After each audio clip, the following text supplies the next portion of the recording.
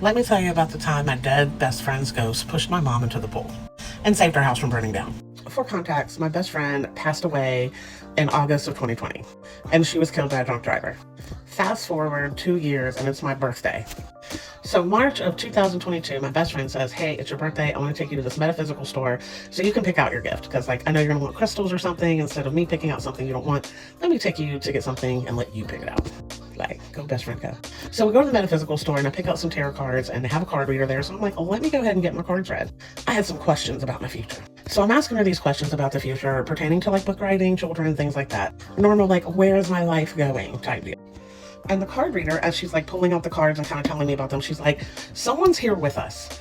And I'm like, huh? She was like, someone on the other side keeps bothering me and they're trying to give you a message. And the reader said certain phrases and I knew immediately it was my best friend that passed away, Penny. I immediately knew just by what she was saying that it was her. And so I was describing it to the reader and she's like, yeah, that's exactly who I think we're in contact with.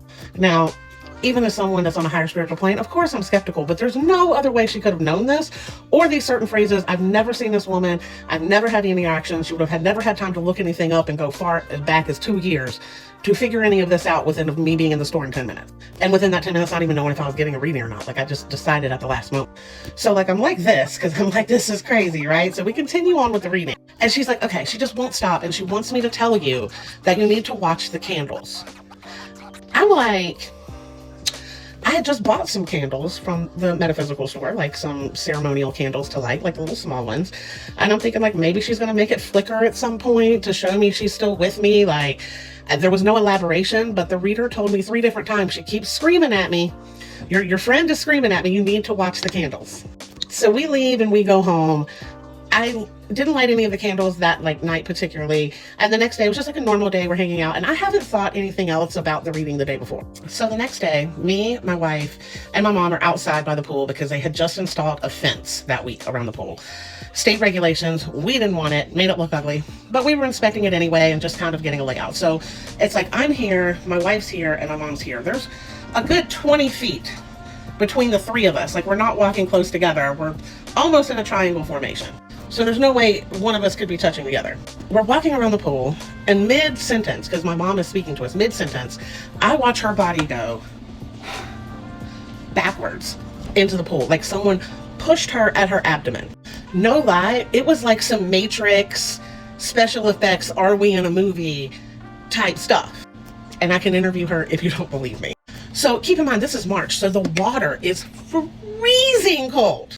My mom's already disabled. She can't catch her breath. She can't move. My wife's jumping in to help. I'm in between super concerned and hysterically laughing. Take it for what it is. Now we have 2 doors. We have 2 doors into the inside. There was one door that goes directly into our bedroom and bathroom, and there's the other door that goes into the big living room where you go around the kitchen to get to the bathroom. That would be the longest way to go. But for some reason, my intuition and just everything was we need to go through this door. So I'm pulling my mom, my wife's helping her walk. We're getting her in the house and I'm rushing to get towels. And I open up that door and the mantelpiece above the fireplace is on fire. And what's on fire, you might ask? The candles that my wife had got me for Christmas off of Amazon or something. But the candle was in a tin can. They were Zodiac candles. It was in a tin can. I had lit it about an hour before, just letting it burn. It wasn't lit for a long, long time. And it was on fire. Not only was the candle on fire, the entire mantelpiece was on fire. The house was going to burn down.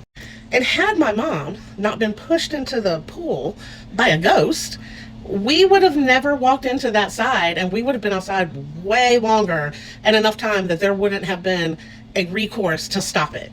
But we got the fire out and everything else and, eventually fixed the damage that was done. So I'm sitting there thinking, after this is all done, because I'm in panic mode, my adrenaline is rushing, and I'm sitting there thinking, and I'm like, she warned me. The card reader told me that my best friend who was reaching out from the other side was screaming at her for me to watch the candles. And a candle caught the mantelpiece on fire. And if I could tell you the way my mom went into the pool, there was no tripping, it looked like she was pushed by the invisible man. Me and my wife were in disbelief about it because we saw the same thing. And so it's my best friend's ghost pushed my mom into the pool so we would run in house and catch the candle being on fire to get it put out to avoid losing our home. And I'd say that's divinely protected. I'd love your thoughts and feedback on it, but I would have to say that card reader was legit and can legit talk to the other side, because it was spot on.